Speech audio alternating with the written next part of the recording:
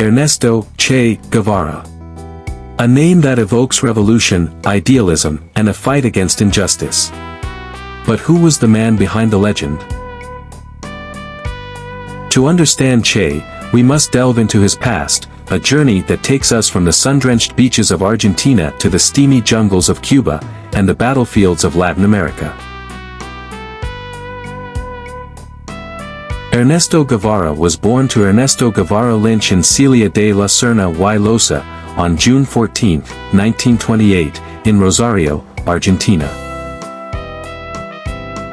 Although the legal name on his birth certificate was Ernesto Guevara, his name sometimes appears with de la Serna and/or Lynch accompanying it.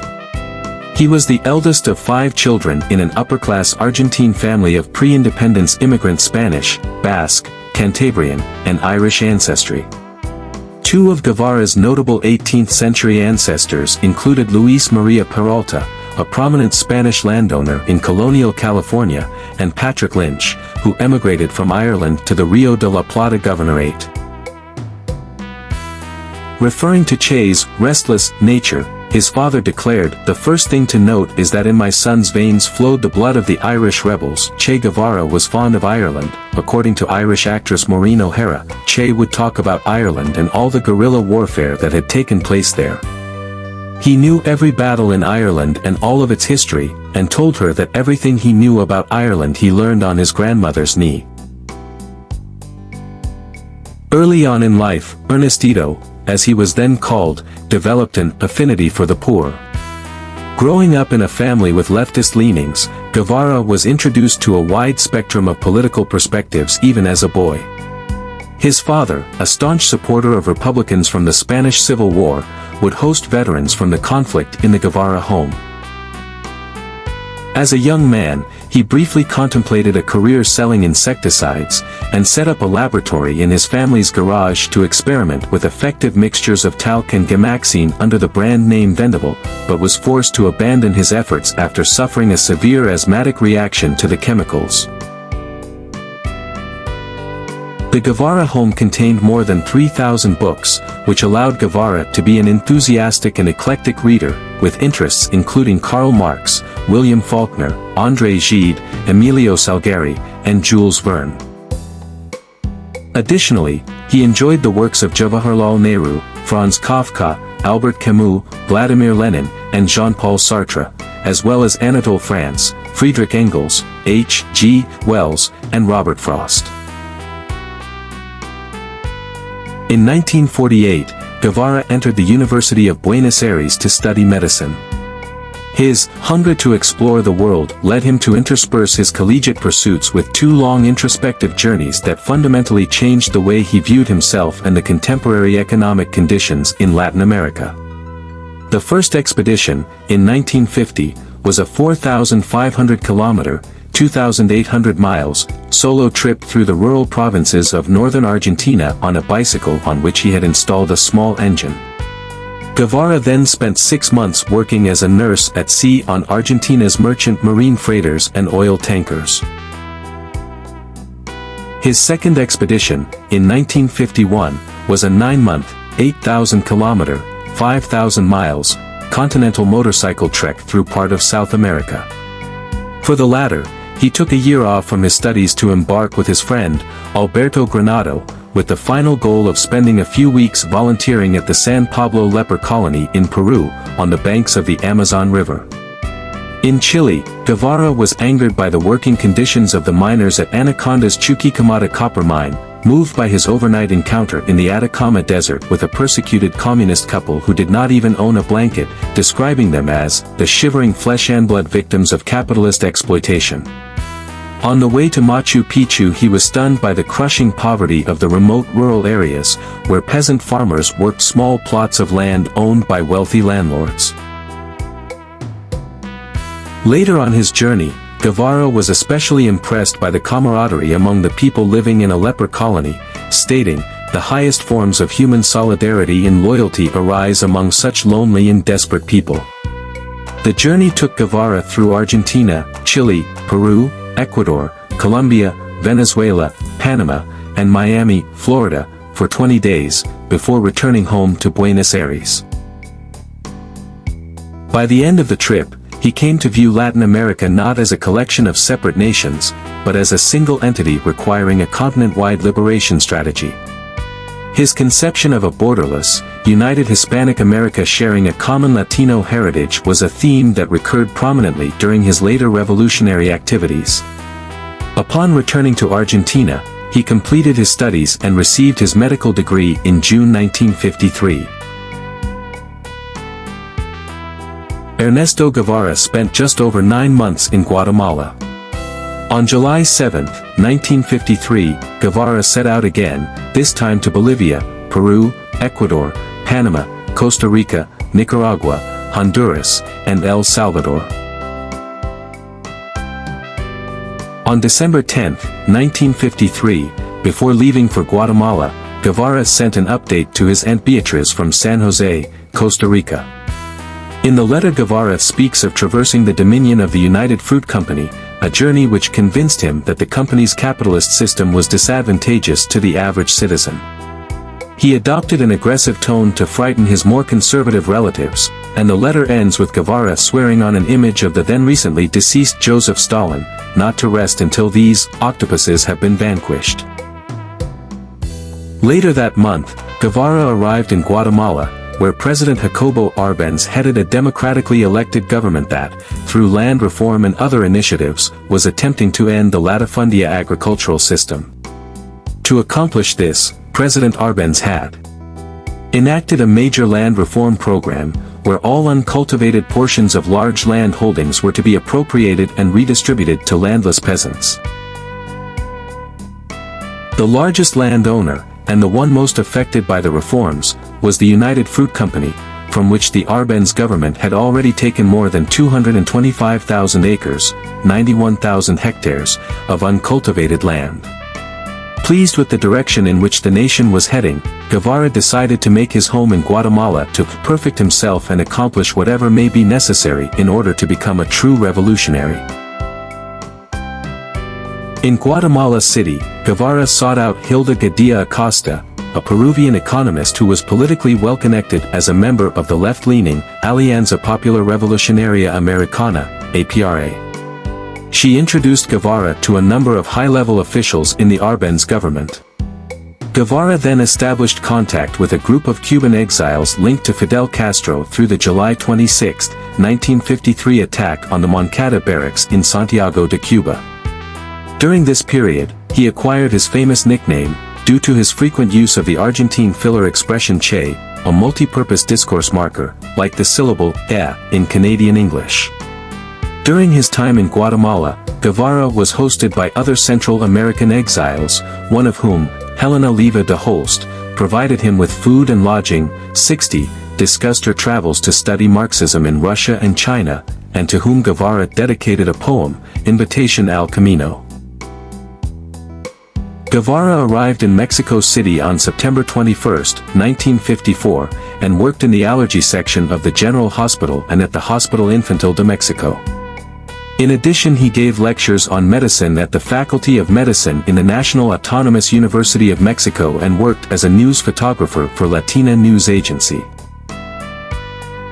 His first wife Hilda notes in her memoir My Life with Che, that for a while, Guevara considered going to work as a doctor in Africa and that he continued to be deeply troubled by the poverty around him.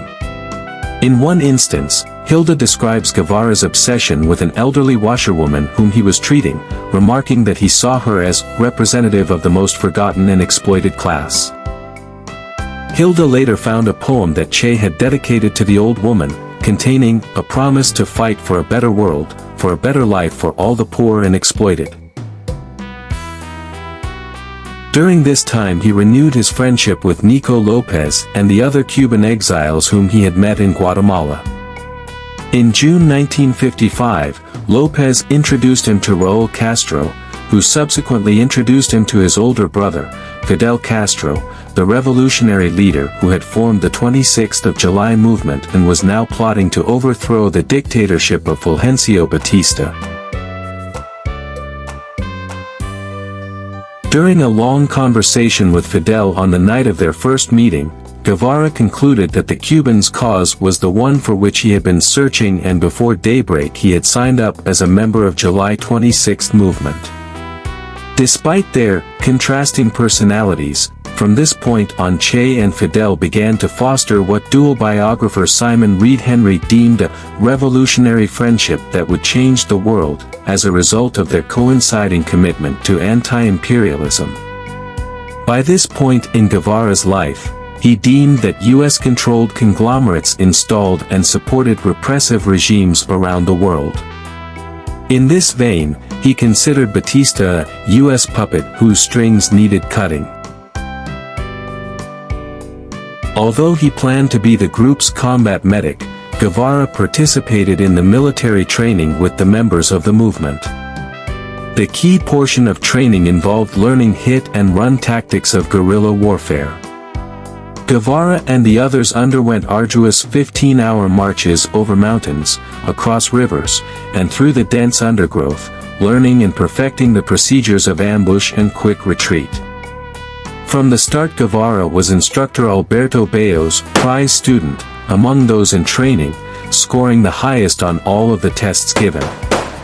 At the end of the course, he was called the best guerrilla of them all by General Bayo.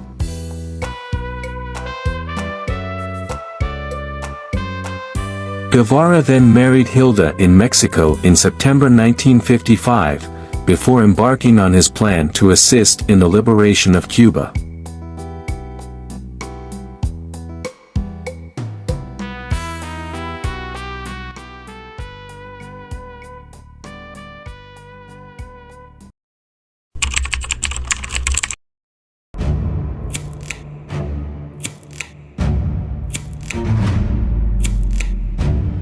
In 1956, Che joined Fidel Castro's revolutionary forces in Cuba, determined to overthrow the US-backed dictator Fulgencio Batista. Through guerrilla warfare and unwavering determination, they achieved victory in 1959, ushering in a new era for Cuba. The first step in Castro's revolutionary plan was an assault on Cuba from Mexico via the Granma, an old, leaky cabin cruiser. They set out for Cuba on November 25, 1956. Attacked by Batista's military soon after landing, many of the 82 men were either killed in the attack or executed upon capture. Only 22 found each other afterwards. During this initial bloody confrontation, Guevara laid down his medical supplies and picked up a box of ammunition dropped by a fleeing comrade, proving to be a symbolic moment in Che's life. During Guevara's time living hidden among the poor subsistence farmers of the Sierra Maestre Mountains, he discovered that there were no schools, no electricity, minimal access to healthcare, and more than 40% of the adults were illiterate. As the war continued, Guevara became an integral part of the rebel army and convinced Castro with competence, diplomacy, and patience.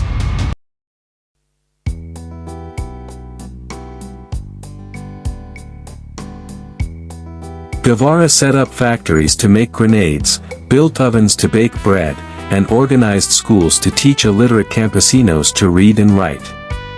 Moreover, Guevara established health clinics, workshops to teach military tactics, and a newspaper to disseminate information.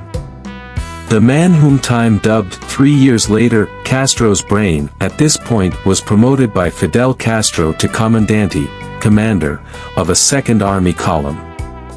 As second-in-command, Guevara was a harsh disciplinarian who sometimes shot defectors. Deserters were punished as traitors, and Guevara was known to send squads to track those seeking to abandon their duties. As a result, Guevara became feared for his brutality and ruthlessness. During the guerrilla campaign, Guevara was also responsible for the summary executions of a number of men accused of being informers, deserters, or spies. In his diaries, Guevara described the first such execution, of Eutimio Guerra, a peasant who had acted as a guide for the Castro's guerrillas, but admitted treason when it was discovered he accepted the promise of 10,000 pesos for repeatedly giving away the rebels' position for attack by the Cuban Air Force. Such information also allowed Batista's army to burn the homes of peasants sympathetic to the revolution. Upon Guerra's request that they end his life quickly, Che stepped forward and shot him in the head, writing, "The situation was uncomfortable for the people and for Eutimio, so I ended the problem giving him a shot with a .32 pistol in the right side of the brain, with exit orifice in the right temporal." His scientific notations and matter-of-fact description suggested to one biographer a remarkable detachment to violence by that point in the war. Later, Guevara published a literary account of the incident, titled Death of a Traitor, where he transfigured Eutimio's betrayal and pre-execution request that the revolution take care of his children, into a revolutionary parable about redemption through sacrifice. His commanding officer, Fidel Castro, described Guevara as intelligent, daring, and an exemplary leader who had great moral authority over his troops. Castro further remarked that Guevara took too many risks, even having a tendency toward foolhardiness. Guevara's teenage lieutenant, Joel Iglesias, recounts such actions in his diary, noting that Guevara's behavior in combat even brought admiration from the enemy. On one occasion Iglesias recounts the time he had been wounded in battle, stating, "Che ran out to me, defying the bullets, threw me over his shoulder, and got me out of there. The guards didn't dare fire at him. Later they told me he made a great impression on them when they saw him run out with his pistol stuck in his belt. Ignoring the danger, they didn't dare shoot." Guevara was instrumental in creating the clandestine radio station Radio Rebel Radio, in February 1958, which broadcast news to the Cuban people with statements by July 26 movement, and provided radio-telephone communication between the growing number of rebel columns across the island. Guevara had apparently been inspired to create the station by observing the effectiveness of CIA-supplied radio in Guatemala in ousting the government of Jacobo Arbenz Guzman. To quell the rebellion, Cuban government troops began executing rebel prisoners on the spot, and regularly rounded up, tortured, and shot civilians as a tactic of intimidation.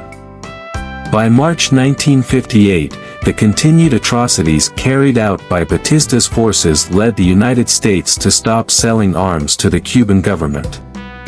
Then in late July 1958, Guevara played a critical role in the Battle of Los Mercedes by using his column to halt a force of 1,500 men called up by Batista's General Cantillo in a plan to encircle and destroy Castro's forces. Years later, Major Larry Bachman of the United States Marine Corps analyzed and described Che's tactical appreciation of this battle as brilliant. During this time Guevara also became an expert at leading hit-and-run tactics against Batista's army, and then fading back into the countryside before the army could counterattack. As the war extended, Guevara led a new column of fighters dispatched westward for the final push towards Havana. Traveling by foot, Guevara embarked on a difficult 7-week march, only traveling at night to avoid an ambush and often not eating for several days. In the closing days of December 1958, Guevara's task was to cut the island in half by taking Las Villas province. In a matter of days he executed a series of brilliant tactical victories that gave him control of all but the province's capital city of Santa Clara. Guevara then directed his Suicide Squad in the attack on Santa Clara, which became the final decisive military victory of the revolution. In the 6 weeks leading up to the battle, there were times when his men were completely surrounded, outgunned, and overrun. Radio Rebel broadcast the first reports that Guevara's column had taken Santa Clara on New Year's Eve 1958. This contradicted reports by the heavily controlled national news media, which had at one stage reported Guevara's death during the fighting. At 3 a.m. on January 1, 1959, upon learning that his generals were negotiating a separate peace with Guevara, Fulgencio Batista boarded a plane in Havana and fled for the Dominican Republic, along with an amassed fortune of more than $300 million through graft and payoffs. The following day on January 2, Guevara entered Havana to take final control of the capital. Fidel Castro took 6 more days to arrive, as he stopped to rally support in several large cities on his way to rolling victoriously into Havana on January 8, 1959. The final death toll from the 2 years of revolutionary fighting was 2,000 people. In mid-January 1959, Guevara went to live at a summer villa in Tarara to recover from a violent asthma attack. While there he started the Tarara Group, a group that debated and formed the new plans for Cuba's social, political, and economic development. In addition, Che began to write his book Guerrilla Warfare while resting at Tarara. In February, the revolutionary government proclaimed Guevara a Cuban citizen by birth, in recognition of his role in the triumph. When Hilda Guerrilla arrived in Cuba in late January, Guevara told her that he was involved with another woman, and the two agreed on a divorce, which was finalized on May 22. The first major political crisis arose over what to do with the captured Batista officials who had perpetrated the worst of the repression. During the rebellion against Batista's dictatorship, the General Command of the rebel army, led by Fidel Castro, introduced into the territories under its control the 19th-century penal law commonly known as the Ley de la Sierra, Law of the Sierra. This law included the death penalty for serious crimes, whether perpetrated by the Batista regime or by supporters of the revolution. In 1959 the revolutionary government extended its application to the whole of the republic and to those it considered war criminals, captured and tried after the revolution. According to the Cuban Ministry of Justice, this latter extension was supported by the majority of the population, and followed the same procedure as those in the Nuremberg trials held by the Allies after World War II. On April 17, 1961, 1,400 U.S.-trained Cuban exiles invaded Cuba during the Bay of Pigs invasion. Guevara did not play a key role in the fighting, as one day before the invasion a warship carrying Marines faked an invasion off the west coast of Pinar del Rio and drew forces commanded by Guevara to that region. However, historians give him a share of credit for the victory as he was Director of Instruction for Cuba's armed forces at the time. Author Tad Sulk in his explanation of the Cuban victory, assigns Guevara partial credit, stating, "The revolutionaries won because Che Guevara, as the head of the instruction department of the Revolutionary Armed Forces in charge of the militia training program, had done so well in preparing 200,000 men and women for war." It was also during this deployment that he suffered a bullet grazing to the cheek when his pistol fell out of its holster and accidentally discharged. In August 1961, during an economic conference of the Organization of American States in Punta del Este, Uruguay, Che Guevara sent a note of gratitude to United States President John F. Kennedy through Richard N. Goodwin, Deputy Assistant Secretary of State for Inter-American Affairs. It read, "Thanks for Playa Girón, Bay of Pigs." Before the invasion, the revolution was shaky. Now it's stronger than ever. In response to United States Treasury Secretary Douglas Dillon presenting the Alliance for Progress for ratification by the meeting, Guevara antagonistically attacked the United States' claim of being a democracy, stating that such a system was not compatible with financial oligarchy, discrimination against blacks, and outrages by the Ku Klux Klan. Guevara continued, speaking out against the persecution that in his view, drove scientists like Oppenheimer from their posts, deprived the world for years of the marvelous voice of Paul Robeson, and sent the Rosenbergs to their deaths against the protests of a shocked world. Guevara ended his remarks by insinuating that the United States was not interested in real reforms, sardonically quipping that, U.S. experts never talk about agrarian reform, they prefer a safe subject, like a better water supply. In short, they seem to prepare the revolution of the toilets. Nevertheless, Goodwin stated in his memo to President Kennedy following the meeting that Guevara viewed him as someone of the newer generation, and that Guevara, whom Goodwin alleged sent a message to him the day after the meeting through one of the meeting's Argentine participants whom he described as Doretta, also viewed the conversation which the two had as quite profitable.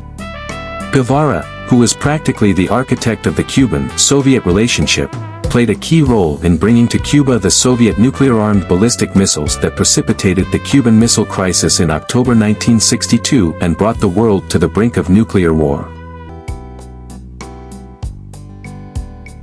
After the Soviets proposed planting nuclear missiles in Cuba, it was Che Guevara himself who traveled to the Soviet Union on August 30, 1962, to sign off on the final agreement.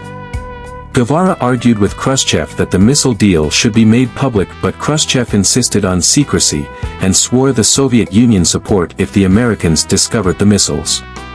By the time Guevara arrived in Cuba, the United States had already discovered the Soviet troops in Cuba via U-2 spy planes. A few weeks after the crisis, during an interview with the British communist newspaper The Daily Worker, Guevara was still fuming over the perceived Soviet betrayal and told correspondent Sam Russell that, if the missiles had been under Cuban control, they would have fired them off. While expounding on the incident later, Guevara reiterated that the cause of socialist liberation against global, imperialist aggression would ultimately have been worth the possibility of millions of atomic war victims. The missile crisis further convinced Guevara that the world's two superpowers, the United States and the Soviet Union, used Cuba as a pawn in their own global strategies. Afterward, he denounced the Soviets almost as frequently as he denounced the Americans. The era in Cuban history retroactively named the Great Debate by historians was defined by public debate about the future of Cuban economic policy that took place from 1962 to 1965. The debate began after Cuba fell into an economic crisis in 1962 after years of internal economic complications, United States sanctions, and the flight of professionals from Cuba. In 1962, Fidel Castro invited Marxist economists around the world to debate two main propositions.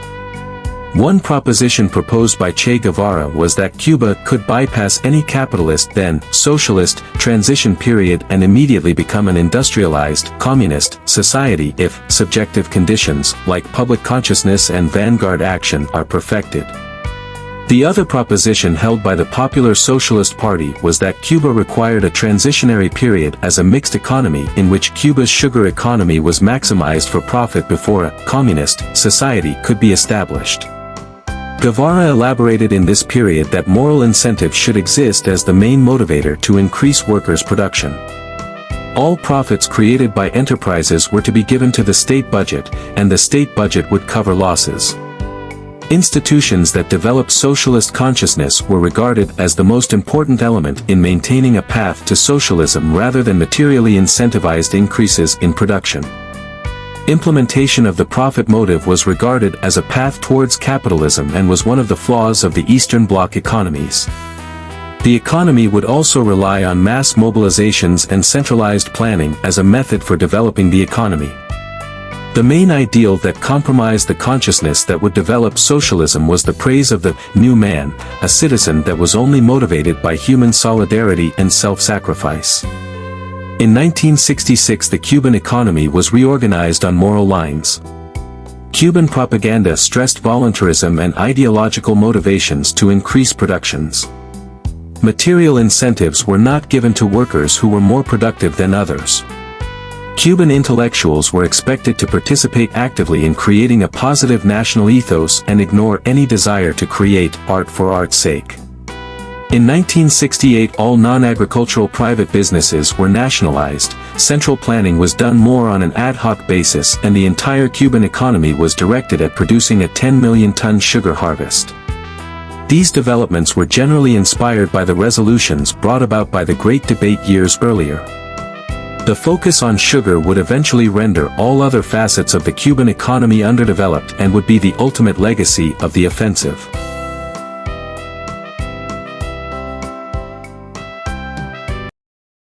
Che believed that the fight for revolution was not confined to Cuba. He traveled to Congo and Bolivia, attempting to ignite uprisings against colonial and neo-colonial regimes. In early 1965, Guevara went to Africa to offer his knowledge and experience as a guerrilla to the ongoing conflict in the Congo. According to Algerian President Ahmed Ben Bella, Guevara thought that Africa was imperialism's weak link and so had enormous revolutionary potential. Egyptian President Gamal Abdel Nasser, who had fraternal relations with Che since his 1959 visit, saw Guevara's plan to fight in Congo as unwise and warned that he would become a Tarzan figure, doomed to failure. Despite the warning, Guevara traveled to Congo using the alias Ramon Benitez. He led the Cuban operation in support of the leftist Simba movement, which had emerged from the ongoing Congo conflict. Guevara, his second-in-command Victor Drake, and 12 other Cuban expeditionaries arrived in Congo on April 24, 1965, and a contingent of approximately 100 Afro-Cubans joined them soon afterward. For a time, they collaborated with guerrilla leader Laurent Desire Kabila, who had helped supporters of the overthrown Prime Minister Patrice Lumumba to lead an unsuccessful revolt months earlier. As an admirer of the late Lumumba, Guevara declared that his murder should be a lesson for all of us. Guevara, with limited knowledge of Swahili in the local languages, was assigned a teenage interpreter, Freddie Elanga. Over the course of 7 months, Elanga grew to admire the hard-working Guevara, who showed the same respect to black people as he did to whites. Guevara soon became disillusioned with the poor discipline of Kabila's troops and later dismissed him, stating, "Nothing leads me to believe he is the man of the hour." Regardless, Che still regarded Kabila more favorably than other Simba leaders, several of whom still pretended to lead rebel forces even after they had fled into exile. Guevara's aim was to export the revolution by instructing local anti-Mobutu Simba fighters in Marxist ideology and Foucault theory strategies of guerrilla warfare. In his Congo diary book, he cites a combination of incompetence, intransigence, and infighting among the Congolese rebels as key reasons for the revolt's failure. From September 1965, the ANC and its allies launched Operation South to destroy Kabila's forces. With the support of Che and his Cubans, the Simbas put up substantial resistance. Regardless, the rebels were increasingly pushed back, lost their supply routes, and suffered under failing morale. Guevara himself was almost killed in one clash of the operation. Regardless, he initially wanted to continue some form of guerrilla campaign from the local mountains, but even his Simba allies ultimately told him that the rebellion was defeated. On November 20, 1965, suffering from dysentery and acute asthma, and disheartened after 7 months of defeats and inactivity, Guevara left Congo with the 6 Cuban survivors of his 12-man column. Guevara stated that he had planned to send the wounded back to Cuba and fight in the Congo alone until his death, as a revolutionary example. But after being urged by his comrades, and 2 Cuban emissaries personally sent by Castro, at the last moment he reluctantly agreed to leave Africa. During that day and night, Guevara's forces quietly took down their base camp, burned their huts, and destroyed or threw weapons into Lake Tanganyika that they could not take with them, before crossing the border by boat into Tanzania at night and traveling by land to Dar es Salaam. In speaking about his experience in Congo months later, Guevara concluded that he left rather than fight to the death because the human element failed. There is no will to fight. The rebel leaders are corrupt. In a word, there was nothing to do. Guevara also declared that we cannot liberate, all by ourselves, a country that does not want to fight. A few weeks later, he wrote the preface to the diary he kept during the Congo venture, that began, "This is the story of a failure."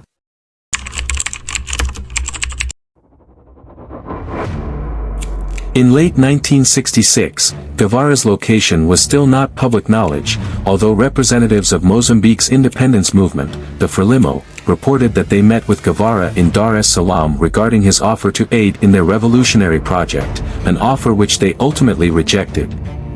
In a speech at the 1967 International Workers' Day rally in Havana, the acting Minister of the Armed Forces, Major Juan Almeida Bosque, announced that Guevara was serving the revolution somewhere in Latin America. In his book Operation Condor published in 2020, French journalist Pablo Daniel Magui reconstitutes the first incursion of Che Guevara in Bolivia on October 3, 1966, based on top-secret documents kept in the UNESCO-protected archives of terror, in Paraguay. Before he departed for Bolivia, Guevara altered his appearance by shaving off his beard and much of his hair, also dyeing it gray so that he was unrecognizable as Che Guevara. On November 3, 1966, Guevara secretly arrived in La Paz on a flight from Montevideo, under the false name Adolfo Mina Gonzalez, posing as a middle-aged Uruguayan businessman working for the Organization of American States. 3 days after his arrival in Bolivia, Guevara left La Paz for the rural southeast region of the country to form his guerrilla army. Guevara's first base camp was located in the montane dry forest in the remote Nankawazu region. Training at the camp in the Nankawazu Valley proved to be hazardous, and little was accomplished in way of building a guerrilla army. The Argentine-born East German operative Tamara Bunk, better known by her nom de guerre, Tanya, had been installed as Che's primary agent in La Paz. On October 7, 1967, an informant apprised the Bolivian Special Forces of the location of Guevara's guerrilla encampment in the Uro Ravine. On the morning of October 8, they encircled the area with 2 companies numbering 180 soldiers and advanced into the ravine, triggering a battle where Guevara was wounded and taken prisoner while leading a detachment with Simeon Cuba Sarabial. Che's biographer John Lee Anderson reports Bolivian Sergeant Bernardino Huanca's account, that as the Bolivian Rangers approached, a twice-wounded Guevara, his gun rendered useless, threw up his arms in surrender and shouted to the soldiers, "Do not shoot. I am Che Guevara and I am worth more to you alive than dead." Guevara was tied up and taken to a dilapidated mud schoolhouse in the nearby village of La Higuera on the evening of October 8. For the next half-day, Guevara refused to be interrogated by Bolivian officers and only spoke quietly to Bolivian soldiers. One of those Bolivian soldiers, a helicopter pilot named Jaime Nino de Guzman, describes Che as looking dreadful. According to Guzman, Guevara was shot through the right calf, his hair was matted with dirt, his clothes were shredded, and his feet were covered in rough leather sheaths. Despite his haggard appearance, he recounts that Che held his head high, looked everyone straight in the eyes and asked only for something to smoke. De Guzman states that he took pity and gave him a small bag of tobacco for his pipe, and that Guevara then smiled and thanked him. Later on the night of October 8, Guevara, despite having his hands tied, kicked a Bolivian army officer, named Captain Espinoza, against a wall after the officer entered the schoolhouse and tried to snatch Guevara's pipe from his mouth as a souvenir while he was still smoking it. In another instance of defiance, Guevara spat in the face of Bolivian Rear Admiral Horacio Ugarteche, who attempted to question Guevara a few hours before his execution. The following morning on October 9, Guevara asked to see the school teacher of the village, a 22-year-old woman named Julia Cortez. She later stated that she found Guevara to be an agreeable-looking man with a soft and ironic glance, and that during their conversation she found herself unable to look him in the eye, because his gaze was unbearable, piercing, and so tranquil. During their short conversation, Guevara pointed out to Cortez the poor condition of the schoolhouse, stating that it was anti-pedagogical to expect campesino students to be educated there, while government officials drive Mercedes cars. Guevara said, "That's what we are fighting against." Later that morning on October 9, Bolivian President René Barrientos ordered that Guevara be killed. The order was relayed to the unit holding Guevara by Felix Rodriguez, reportedly despite the United States government's desire that Guevara be taken to Panama for further interrogation. The executioner who volunteered to kill Guevara was Mario Terán, a 27-year-old sergeant in the Bolivian army who while half-drunk requested to shoot Guevara because 3 of his friends from B Company, all with the same first name of Mario, had been killed in a firefight several days earlier with Guevara's band of guerrillas. To make the bullet wounds appear consistent with the story that the Bolivian government planned to release to the public, Felix Rodriguez ordered Terán not to shoot Guevara in the head, but to aim carefully to make it appear that Guevara had been killed in action during a clash with the Bolivian army.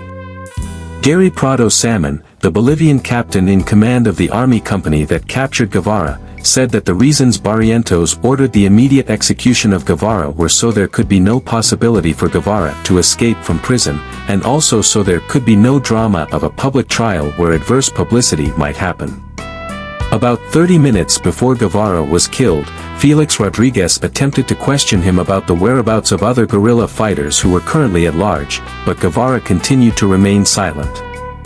Rodriguez, assisted by a few Bolivian soldiers, helped Guevara to his feet and took him outside the hut to parade him before other Bolivian soldiers, where he posed with Guevara for a photo opportunity, where one soldier took a photograph of Rodriguez and other soldiers standing alongside Guevara. Afterwards, Rodriguez told Guevara that he was going to be executed. A little later, Guevara was asked by one of the Bolivian soldiers guarding him if he was thinking about his own immortality. "No," he replied, "I'm thinking about the immortality of the revolution." A few minutes later, Sergeant Turan entered the hut to shoot him, whereupon Guevara reportedly stood up and spoke to Turan. What were his last words? "I know you've come to kill me. Shoot, coward. You are only going to kill a man." Turan hesitated, then pointed his self-loading M2 carbine at Guevara and opened fire, hitting him in the arms and legs. Then, as Guevara writhed on the ground, apparently biting one of his wrists to avoid crying out, Turan fired another burst, fatally wounding him in the chest. Guevara was pronounced dead at 1:10 p.m. local time, according to Rodriguez. In all, Guevara was shot 9 times by Turan. This included 5 times in his legs, once in the right shoulder and arm, and once in the chest and throat.